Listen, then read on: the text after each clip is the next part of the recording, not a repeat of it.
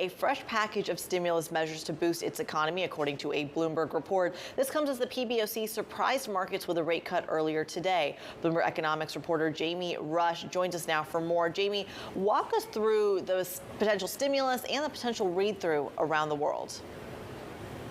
Well, China's economy is slowing. Its growth rate is slowing. We've seen that we've got weak PMI data illustrating the scale of that slowdown.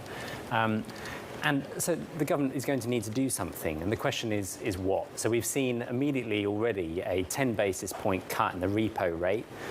That's likely to be followed by a 10 basis point cut in the marginal lending rate later on this week. And so monetary policy is now responding. And we think there's probably more to be done. I mean, if you think about China's economy, there's a massive infrastructure overhang, certainly in the residential sector. That's not necessarily the right lever to be pulling right now. We think there is much more for the central bank to be doing. Today's measures probably only add about 0.1 to the growth rate. At least that's what our economic models tell us. So there is more to be done. We think maybe another 20 basis point cut is coming over the rest of the year. So seems to be that, according to some articles that I read, it says that Xi Jinping is currently under pressure from the public. I mean, I don't know if this is true at all. This is just what I read in the articles, that Xi Jinping is currently under domestic political pressure from the average Chinese person, the Chinese public, in order to get the economy moving. And honestly, that seems to be the only thing that's holding him back from more crackdowns and more breakups of companies, that he's gone so far in terms of like destruction that they announced, that their China Tech cracked down a couple months ago, I think, or something like that. It was a couple months ago, I think. I forget exactly when, but they said that their crackdown on China Tech was finally complete and that it was over.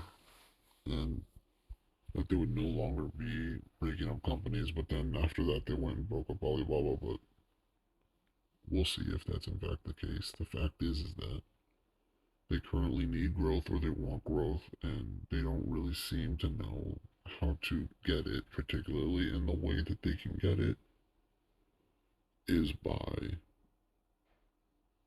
some type of quantitative easing program. I don't know if that's going to do it. It might not. We'll see what happens. I mean, I still have all my stocks, and I still have all my portfolio is going to continue to be 100% Chinese, just only because of the same reason Charlie Munger's doing is because that's the only place where there's the value. I mean, right now, there's literally no other place where there's value other than from what I see in China. Again, this is not investing advice, so this is not investing advice.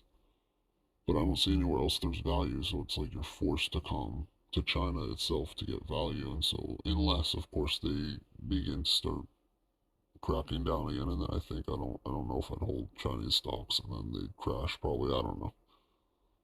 But as obviously, Xi Jinping has noticed that the economic growth is really bad right now because of what he's done, basically, with his crackdowns and zero COVID. So we'll see what happens, and we'll see what is going to happen, and if they decide to do this. If not, if it continues to grow, if growth gets worse, we'll see what happens.